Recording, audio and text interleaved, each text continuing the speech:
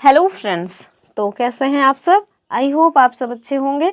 चलिए हम लोग अपनी घटना चक्र पॉलिटी का सेकंड चैप्टर लेकर के आए हैं, जिसमें आज हम लोग संविधान पर विदेशी प्रभाव अर्थात कौन से देश के द्वारा हमारे संविधान में क्या कुछ ग्रहण किया गया है, उससे रिलेटेड जो क्वेश्चंस पूछे गए हैं उसको डिस्कस करेंगे। और साथ में संविधान में कुछ अनुच्छेद और अनुसूचियों से जो क्वेश्चंस पूछे गए हैं उसके भी कुछ क्वेश्चंस डिस्कस कर लेंगे आज, और बाकी जो रहेंगे उसको अगले जो है वीडियो में डिस्कस करेंगे। तो चलिए स्टार्ट करते हैं। अगर आप लोग पहली बार चैनल पे आए हैं तो चैनल को सब्सक्राइब कर लीजिए, वीडियो को लाइक करना ना भूलें। और चलिए स्टार्ट करते हैं, देखते हैं आज का अपना पहला क्वेश्चन। हमने एक वीडियो ऑलरेडी उसका ज्योग्राफी का लिया हुआ है, अगर आपने उसको नहीं देखा है तो लिंक में आपको उसका मतलब डिस्क्रिप्शन बॉक्स में उसका लिंक मिल जाएगा, आप उसको वहाँ पे जाकर के देख सकते हैं। और पॉलिटी का एक वीडियो ऑलरेडी हमने लिया हुआ है तो उसको भी आप देख लें, क्योंकि आप मतलब रेगुलर देखेंगे ना तभी आपको चीज़ों की ज़्यादा अच्छी समझ होगी। चलिए आज का पहला क्वेश्चन लेंगे। कह रहे हैं कि भारतीय संविधान में जो मौलिक कर्तव्य है इसका विचार कहाँ से लिया गया है। तो मौलिक कर्तव्य अर्थात फंडामेंटल ड्यूटीज़ की बात की जा रही है। ठीक है, किसकी? तो फंडामेंटल ड्यूटीज़ की बात की जा रही है। आपसे पूछ रहे हैं कि बताओ भैया, हमने जो फंडामेंटल ड्यूटीज़ वाला जो कंसेप्ट लिया हुआ है वो कौन से देश के संविधान से या कौन से देश से प्रेरित होकर के लिया है। ऑप्शंस आप देखें, अमेरिकन संविधान से, ब्रिटिश संविधान से, रूस यानी कि जो पहले यूएसएसआर संघ था ना उससे के संविधान से, या फिर फ्रांस के संविधान से। तो इसका जो सही उत्तर है वो तो हो जाएगा सी वाला, यानी कि यूएसएसआर के संविधान से हमने क्या लिया हुआ है, तो मौलिक कर्तव्य का विचार लिया हुआ है। आपको पता होना चाहिए कि ये जो मौलिक कर्तव्य है ना, ये जब हमारा संविधान बन करके लागू हुआ था 26 जनवरी 1950 को, उस टाइम पे इसका कोई कंसेप्ट हमारे संविधान में नहीं था। आगे चल करके इंदिरा गांधी जी के टाइम पीरियड में एक संविधान संशोधन किया जाता है जो बहुत ही फेमस संविधान संशोधन के रूप में जाना जाता है, और वो कौन सा है? वो है 42वां संविधान संशोधन। कब हुआ था? 1976 में। ठीक है, तो इसी संविधान संशोधन के द्वारा एक कमेटी बनाई गई थी, मतलब कि सरदार स्वर्ण सिंह कमेटी। उनकी सिफारिश पर हमारे संविधान में जो मौलिक कर्तव्य हैं उनका प्रावधान किया गया। अब जब जाहिर सी बात है कि बाद में आया है तो कहीं ना कहीं संशोधन हुआ है, तो कौन सा आर्टिकल है, कौन सा भाग है, ये भी हमें पता होना चाहिए। तो हमारे संविधान का जो भाग 4 का है उसमें इसको रखा गया है, और आर्टिकल की अगर बात की जाए तो आर्टिकल 51A हो जाएगा। ठीक है, तो ये जो है जो फंडामेंटल ड्यूटीज़ हैं उनके बारे में है। स्टार्टिंग में कितने फंडामेंटल ड्यूटीज़ थे? तो स्टार्टिंग में केवल 10 थे। आगे चल करके एक और संविधान संशोधन हुआ जिसे हम लोग 86वां संविधान संशोधन के नाम से जानते हैं। उसके द्वारा 11वां जो इसमें फंडामेंटल ड्यूटी है वो भी जोड़ दिया गया। ठीक है, तो इसको आप जरूर याद रखें। चलिए हम लोग अपना अगला क्वेश्चन देखेंगे, और ये देख लीजिए 2004 में पूछा गया क्वेश्चन है। अगले क्वेश्चन की तरफ मूव ऑन करेंगे। इसकी जो व्याख्या है वो आपको पीडीएफ में मिल जाएगी, और पीडीएफ जो है वो आपको हमारे टेलीग्राम चैनल पे मिल जाएगा। जुनून पढ़ाई का टेलीग्राम चैनल है, लिंक आपको डिस्क्रिप्शन में मिल जाएगी, उसको जरूर ज्वाइन करके रखें। अगला क्वेश्चन देखिए, जो हमारा अगला क्वेश्चन है उसमें आपसे कह रहे हैं कि भारतीय संविधान में सन्निहित मूल अधिकारों की अवधारणा किस देश के संविधान से ग्रहण की गई। ठीक है, हमने अभी मूल कर्तव्य देखे, अब आपको बताना है कि जो मूल अधिकार हैं वो हम कहाँ से प्रेरित होकर के लिए हुए हैं। ऑप्शंस देखें, फ्रांस, ब्रिटेन, संयुक्त राज्य अमेरिका यानी कि यूएसए, या फिर रसिया। तो जाहिर सी बात है कि इसका जो उत्तर है वो हो जाएगा यूएसए, यानी कि हम लोग संयुक्त राज्य अमेरिका के संविधान से प्रेरित होकर के अपने संविधान में जो मूल अधिकार यानी कि जो फंडामेंटल राइट्स हैं उनकी अवधारणा को ग्रहण किए हैं। तो ये जो भारतीय संविधान में हमने मूल अधिकारों की अवधारणा ली है, कहाँ से ली है? तो हमने देखा कि ये हमने यूएसए के संविधान से ली है। अगर आपसे कोई पूछ ले कि जो ये मूल अधिकार हैं जिन्हें हम फंडामेंटल राइट्स के नाम से जानते हैं, ये हमारे संविधान में कौन से भाग में है, कौन से आर्टिकल्स में है, तो आप याद रखिएगा कि हमारे संविधान का जो भाग 3 है उसमें आर्टिकल 12 से लेकर के आर्टिकल 35 तक में फंडामेंटल जो राइट्स हैं उनके बारे में डिस्कशन किया गया है। ठीक है, और टोटल कितने प्रकार के राइट्स हमें मिले हुए हैं? तो टोटल 6 प्रकार के राइट्स मिले हैं। स्टार्टिंग में टोटल हमें 7 प्रकार के फंडामेंटल राइट्स मिले थे, लेकिन एक संविधान संशोधन होता है 44वां संविधान संशोधन, उसके माध्यम से ना जो 7वां मतलब कि हमें राइट्स मिला था प्रॉपर्टी का राइट, उसको यहाँ से हटा करके जो भाग 12 है उसमें मतलब कि रख दिया जाता है। ठीक है, तो ये पॉइंट्स भी आप याद रखें। ये देखिए आपको एक्सप्लेनेशन इसका दिया गया है कि भारतीय संविधान में सन्निहित मूल अधिकारों की जो अवधारणा है, सर्वोच्च न्यायालय का गठन एवं शक्तियों तथा उपराष्ट्रपति का पद, ये हमने कहाँ से लिया है? यूएस के संविधान से। ठीक है, तो आपको बता रहे हैं कि हमने यूएसए के संविधान से क्या क्या लिया है, तो जो हमारे मूल अधिकार हैं उनको लिया, सर्वोच्च न्यायालय का गठन और जो शक्तियाँ हैं ये भी लिया, उपराष्ट्रपति का पद ये भी हमने संयुक्त राज्य अमेरिका के संविधान से लिया हुआ है। आगे आप देख लें कि जो फ्रांस है यहाँ से हमने क्या लिया है, तो ये तो गणतंत्र जो शब्द है वो हमने यहाँ से लिया है। ब्रिटेन से हमने क्या लिया है, तो संसदीय प्रणाली, जो वर्तमान में हमारे यहाँ संसदीय प्रणाली चलती है वो हमने कहाँ के संविधान से प्रेरित होकर के लिया है, तो ये हमने ब्रिटेन की संसद से लिया हुआ है। ठीक है, ब्रिटेन की संसद से प्रेरित होकर के लिया है। अब देखेंगे कि जो मतलब कि लोकतंत्र होता है, ये जो गणतंत्र है वो आपको दो तरह से देखने को मिलेगा, एक तो अध्यक्षात्मक शासन प्रणाली और दूसरी संसदीय। तो जो अध्यक्षात्मक शासन प्रणाली है जिसमें राष्ट्रपति ही जो है मतलब कि प्रमुख होते हैं, जैसे कि यूएसए का जो मतलब कि देखते हैं आप, यूएस में जो अध्यक्षीय प्रणाली है उसका वो जीता जागता उदाहरण है।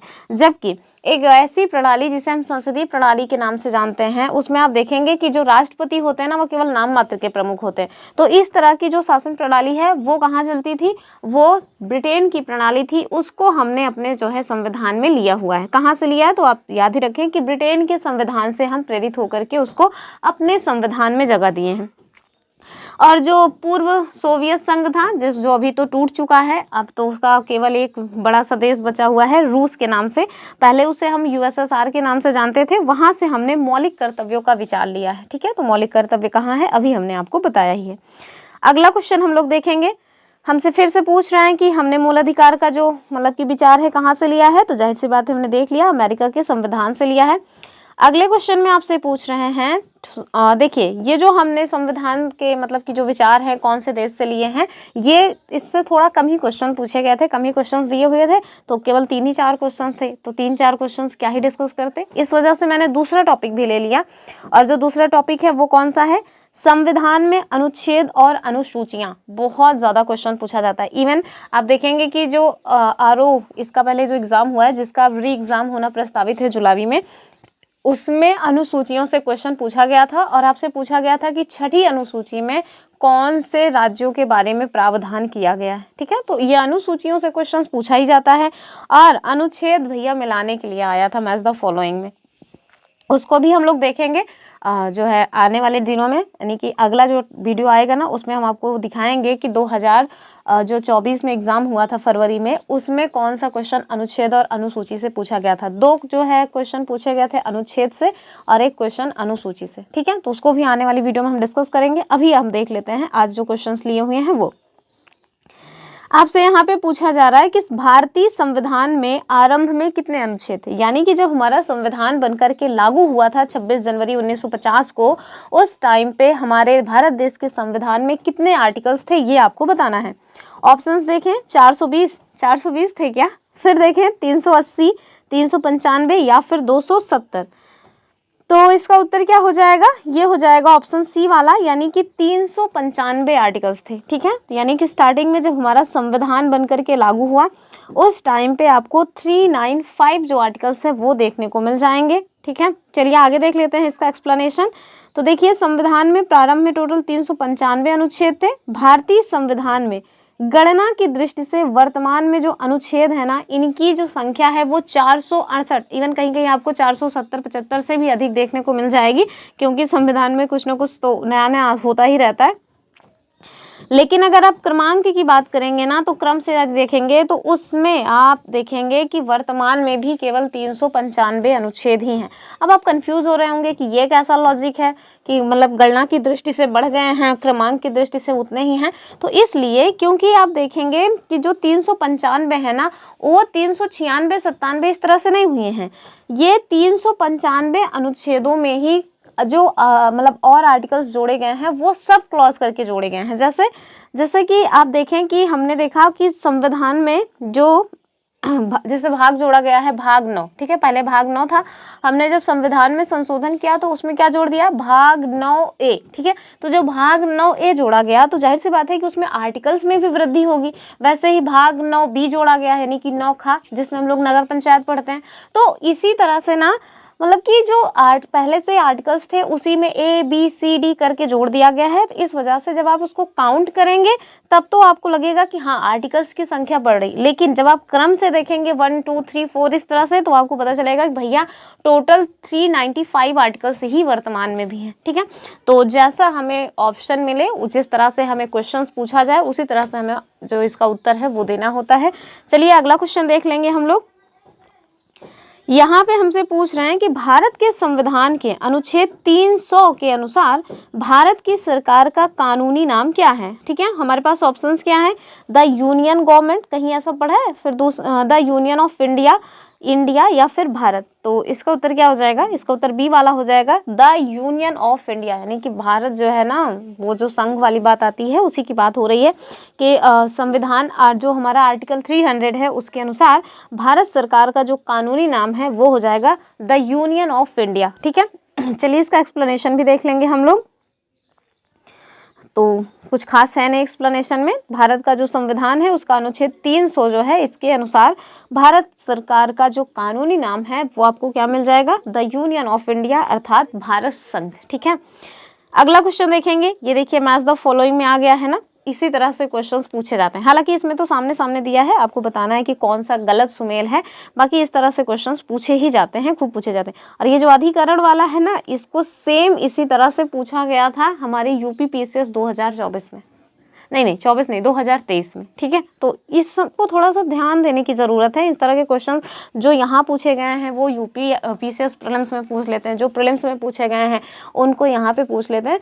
तो अब देखिए पॉलिटी में कितना उड़ के जाएंगे, क्या ऐसा स्पेशल ला देंगे, इन्हीं में से पूछेंगे ना। तो पॉलिटी एक बहुत ही ठीक सब्जेक्ट पड़ जाता है, उसमें मतलब अच्छे से अच्छा स्कोर करने की संभावना रहती है। हालांकि आरओ में थोड़ा पॉलिटी से क्वेश्चंस कम पूछे जाते हैं, शायद दिमाग लगाते हैं वो लोग कि पॉलिटिक्स का जो मतलब सेगमेंट है थोड़ा सिकुड़ा हुआ है, तो हम लोग कम क्वेश्चंस भी पूछे उससे।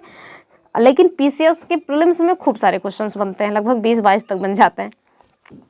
कह रहे हैं कि निम्नलिखित में से कौन भारतीय संविधान के अनुसार सही सुमेलित नहीं है। ठीक है, हमें गलत बताना है कि गलत कौन सा है। ऑप्शंस देखें, भाग से संबंधित क्वेश्चन है। आपको पता होना चाहिए कि हमारे संविधान में टोटल कितने भाग हैं, टोटल 22 भाग हैं। अगर आपको कितने भाग हैं, कौन सी चीज़ें हैं भाग में, ये नहीं पता है, तो हमने लूसेंट की जो पॉलिटी है वो करवाई हुई है अपने इसी चैनल पे। उसमें 22 भाग को भी अच्छे से पढ़ाया है, अनुसूचियों को भी पढ़ाया है, फंडामेंटल राइट्स को भी पढ़ाया है। तो आप वहाँ पर जाकर के उसको ज़रूर देख लें, प्रियम्बल वाला वीडियो देख लें। प्रियम्बल से हमेशा क्वेश्चन बनते हैं, और इस बार भी पूछा गया था मतलब प्रियम्बल से ना क्वेश्चन आरओ में भी पूछा गया था क्रोनोलॉजी में। तो वो सारे पॉइंट्स मैंने कवर कराए हैं। आप चाहें तो लूसेंट पॉलिटी वाली जो मेरी वीडियो है उसको देख करके ये सारे पॉइंट्स कवर कर सकते हैं। चलिए देखेंगे। हमारा जो पहला विकल्प है वो है पंचायतें, आगे लिखा हुआ है भाग 9। दूसरा कह रहे हैं नगर पालिका, भाग 9 का। तीसरा क्या है, सहकारी समितियां, भाग 9 खा। और चौथा है कि अधिकरण, भाग 10। तो देखकर ही समझ आ रहा होगा कि इसका जो डी वाला उत्तर है वो गलत हो जाएगा। क्यों? क्योंकि आप देखिए जो पंचायत है ना, इनकी व्यवस्था तो 9 मतलब भाग 9 में की गई है। नगर पालिका जो है इसकी व्यवस्था भाग 9 मतलब 9 का में की गई है, जबकि सहकारी समितियां जो है इनकी जो मतलब व्यवस्था है वो भाग 9 खा में की गई है।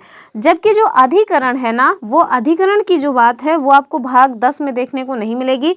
ये आपको कहाँ देखने को मिलेगा, तो ये आपको भाग 14 का में देखने को मिलेगा, भाग 14A। या जब भी आप मतलब कि एग्जाम में देखेंगे ना तो आपको रोमन अंक में लिखा हुआ मिलेगा। तो इस तरह से रोमन अंक वाला भी देखे रहिए, वरना एग्जाम में होगा ही नहीं। जैसे यहाँ देखिए सब रोमन अंक में लिखा हुआ है, ठीक है, तो वैसे ही रोमन अंक में आप देखिए XIV। ठीक है, इस तरह से हो जाएगा। भाग 14A में क्या मिल जाएगा, तो हमें अधिकरण जो है उसकी व्यवस्था देखने को मिल जाएगी। अगला क्वेश्चन देखेंगे हम लोग, और ये भी देख लीजिए क्वेश्चन कहाँ से बना हुआ है। आपसे यही पूछ रहे हैं बताओ भैया कौन सा सही सुमेलित नहीं है। और जो प्री एग्ज़ाम 2016 में हुआ था उसमें भी क्वेश्चन पूछा गया। एक चीज़ मैंने नोटिस किया है, जैसे कोई एग्ज़ाम होता है ना, जैसे सपोज दैट एक बार हुआ और किसी कारणवश उसका री एग्ज़ाम होना हुआ, तो कई सारे क्वेश्चन ना एज इट इज़ रिपीट हो जाते हैं। अब देखिए यूपी PCS मतलब RO प्रीलिम्स री एग्ज़ाम 2016 में ये वाला क्वेश्चन पूछा गया। क्यों पूछा गया है? क्योंकि जो मेन एग्ज़ाम हुआ था ना उसमें भी इस टाइप का क्वेश्चन पूछा गया। देखिए नगर पालिका वाला ऑप्शन वहाँ भी था, यहाँ भी है, और जो अदर ऑप्शन है वो चेंज है, उसको हम देख लेंगे। ये देखिए दोनों ही क्वेश्चन री एग्ज़ाम का है हालांकि सेम ये वाला जो क्वेश्चन है ना, वो सेम ये वाला क्वेश्चन पहले पूछा गया था, उसके बाद री एग्जाम में पूछा गया, इसी वजह से मैंने इसको स्किप कर दिया है, मतलब लिया नहीं है। सेम सेम बार बार क्यों करना, टाइम लॉस होगा ना। देखिए हमारे पास ऑप्शंस क्या हैं, पूछ रहे हैं कि कौन सा एक सही सुमेलित नहीं है। पहला ऑप्शन है कि नागरिकता, और जो नागरिकता है क्या उसका प्रावधान संविधान के भाग 2 में है। दूसरा कहना है कि संघ राज्य क्षेत्र, और आगे कह रहे हैं कि भाग 7 यानी संघ राज्य क्षेत्र अर्थात यूटीज की बात हो रही है ना। फिर नगर पालिका की बात कर रहे हैं कि भाग 9A, और निर्वाचन कह रहे हैं कि भाग 15। तो संघ राज्य क्षेत्र यूटीज ही तो होता है, संघ राज्य क्षेत्र, हाँ ठीक है यूटीज ही होता है, मतलब यूनियन टेरिटरी की बात कर रहे हैं। मैं सोच रही थी कहीं संघ सरकार तो नहीं बोल रही, इस वजह से कंफ्यूज हो गई। तो चलिए इसका जो सही उत्तर है वो देखिए क्या हो जाएगा, ऑप्शन बी वाला ही इसका रॉन्ग हो जाएगा, ठीक है। क्यों, क्योंकि ये जो संघ राज्य क्षेत्र है ना, ये आपको भाग 7 में देखने को नहीं मिलेगा। ये आपको कहाँ देखने को मिलेगा, ये आपको भाग 8 में देखने को मिलेगा। कहाँ, तो भाग 8 में देखने को मिलेगा, ठीक है। तो ये जो खड़ी पाई है ना, इसकी गिनती ध्यान से देख लीजिए, वरना एग्जाम में ना ये दिखता ही नहीं है कभी कभी। तो इसका जो गलत है वो तो यही हो जाएगा कि जो संघ राज्य क्षेत्र यानी यूनियन टेरिटरी की बात की गई है वो हमारे संविधान के भाग 8 में की गई, भाग 7 तो रिवील है मेरे ख्याल से। तो देखिए संविधान का भाग 1 जो है वो भाग 2 जो है उसमें नागरिकता से संबंधित प्रावधान है। यूपीपीसीएस प्रीलिम्स में डायरेक्ट क्वेश्चन पूछा गया था कि ये जो नागरिकता है ना, इसमें कौन से आर्टिकल्स हैं, ठीक है। तो आर्टिकल 5 से आर्टिकल 11 जो है ना वो नागरिकता से संबंधित है, और यही आपसे जानना भी चाह रहे थे कि आर्टिकल कहाँ से कहाँ तक उसमें शामिल है। तो कभी कभी क्वेश्चन ऐसे भी पूछ लेते हैं कि जो आर्टिकल्स दिया हुआ है यानी कि जो भाग दिया हुआ है, जैसे भाग 2 उसमें आर्टिकल्स कहाँ से कहाँ तक है। जैसे हमने देखा कि जो भाग 1 है उसमें आर्टिकल 1 से 4 तक है। भाग 2 जो नागरिकता से संबंधित है उसमें आपको कौन से आर्टिकल्स मिल जाएंगे, तो 5 से 11 मिल जाएंगे। फिर आ जाता है हमारा भाग 3 जो कि फंडामेंटल राइट से संबंधित है, वो 12 से 35 तक आ जाएंगे। फिर हमारा भाग 4 जो है वो आ जाता है डीपीएसपी राज्य के नीति निर्देशक तत्व, और वो आपको कहाँ से कहाँ तक मिल जाएंगे, 36 से 51 तक। तो ये मतलब कुछ ऐसे हैं जो आपको एकदम क्रम से याद होने चाहिए, खूब क्वेश्चंस बनते हैं इनसे, ठीक है। चलिए आगे देख लेंगे, और जो भी पॉइंट्स दिए हुए हैं वो सब सही है। निर्वाचन जो है वो आपको भाग 15 में मिल जाएगा, नगर पालिका आपको भाग 9A में मिल जाएगा, और जो हमारा पंचायतें हैं वो आपको भाग 9 में मिल जाएंगी। भाग 9 खा में क्या था वो भी हमने देखा ही था, क्या था वो सहकारी समितियां थी ना, ठीक है। चलिए आगे देखेंगे, हमारा जो अगला क्वेश्चन है वो कहाँ से संबंधित है, तो वो आपसे पूछ रहे हैं बताओ भैया अनुच्छेद कौन सा ठीक नहीं है या कौन सा ठीक है। कह रहे हैं कि वित्त विधेयकों के बारे में विशेष उपबंध जो है वो किस अनुच्छेद के अंतर्गत आता है। तो हमसे वित्त विधेयक के बारे में पूछा जा रहा है, और आप याद रखें कि जो आर्टिकल 109 है ना, जो कि आपको धन विधेयक से संबंधित कुछ मामले से रिलेटेड है, वो वाला क्वेश्चन ना 2024 के यूपीएससी के प्रीलिम्स में पूछा गया था। तो ये आर्टिकल्स भैया खूब पूछे जाते हैं, थोड़ा इन पे ध्यान रखना जरूरी है। ऑप्शंस देखिए, वित्त विधेयक के बारे में आर्टिकल कौन सा रिलेटेड है, आर्टिकल 117, आर्टिकल 119, आर्टिकल 121 या फिर आर्टिकल 123। सही उत्तर क्या हो जाएगा, ये हो जाएगा हमारा ऑप्शन ए वाला, यानी कि आर्टिकल 117। जो आर्टिकल 117 है ना वो वित्त विधेयक के बारे में विशेष उपबंध से संबंधित है, जबकि जो अदर आर्टिकल्स हैं उन्हें आप देख लीजिए। तो जो हमारा आर्टिकल 119 है ये किससे संबंधित है, तो ये संसद में वित्तीय कार्यवाही से संबंधित है, ठीक है। संसद में वित्तीय कार्य संबंधी जो प्रक्रिया है उसका विधि द्वारा नियमन कैसे होना है, ये आपको आर्टिकल 119 में देखने को मिल जाएगा। जबकि जो हमारा आर्टिकल 121 है इसमें क्या है, तो इसमें उच्चतम न्यायालय या उच्च न्यायालय के किसी न्यायाधीश के कर्तव्य का निर्वहन के संबंध में जो बात है वो आपको देखने को मिल जाती है। आर्टिकल 123 बड़ा इंपॉर्टेंट है, क्यों, क्योंकि ये अध्यादेश के बारे में प्रावधान किया गया है इसमें, ठीक है। अध्यादेश के बारे में जो प्रावधान है वो आर्टिकल 123 में। अब किसके अध्यादेश, तो जाहिर सी बात है कि राष्ट्रपति के अध्यादेश के बारे में बात की गई है। और इसी के जैसा एक और आर्टिकल है जो है हमारा 213, ठीक है। वो आर्टिकल 213 जो है वो राज्यपाल के अध्यादेश के संबंध में प्रावधान करता है। तो इन दोनों आर्टिकल्स में कंफ्यूज मत होइएगा। चलिए आगे देख लेंगे। ये देखिए इसका जो क्या बोलते हैं व्याख्या वो आपको दी हुई है, पीडीएफ में जाकर के आप इसको पढ़ लीजिएगा। तो थोड़े से ही वीडियोस में मैंने क्वेश्चन शामिल किए हैं, 5 3 8 टोटल हमने 8 क्वेश्चंस डिस्कस किए हैं। आई होप आपको वीडियो की जो भी बातें हैं वो समझ आई होंगी। समझ आई है तो वीडियो को लाइक शेयर करना ना भूलें। अगर आपको कोई सजेशन है तो ऑलवेज़ वेलकम, ठीक है। आप कभी भी किसी भी तरह का कोई सजेशन देना चाहें तो आप मुझे दे सकते हैं, हम उस पर काम करने की कोशिश करेंगे। चलिए, ये रही आज की अपनी वीडियो। अगर आप 6 to 8 क्लास की जो हिस्ट्री है उसको कंप्लीट करना चाहते हैं तो हमने अपने इसी चैनल पे उसको एनसीईआरटी से कंप्लीट किया है, आप उसे देख सकते हैं। अभी हम लोग क्लास 8 की जो पॉलिटी है एनसीईआरटी की, कंसेप्ट वाली पॉलिटी एकदम, उसको कंप्लीट कर रहे हैं, आप उसको भी देख सकते हैं। तो सबकी जो प्लेलिस्ट है वो आपको इसी डिस्क्रिप्शन बॉक्स में मिल जाएगी, आप वहाँ पर जा कर के इन सबको देख सकते हैं। चलिए फिर मिलेंगे अपनी अगली वीडियो में, तब तक के लिए जय हिंद।